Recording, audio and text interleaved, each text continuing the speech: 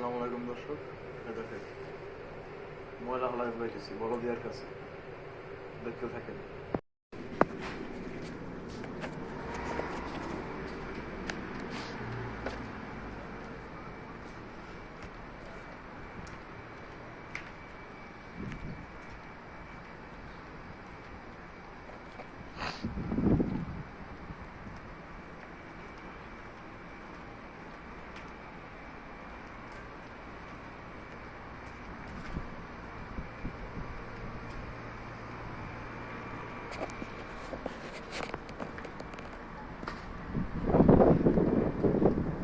দেখা যাচ্ছে বড়দিয়া,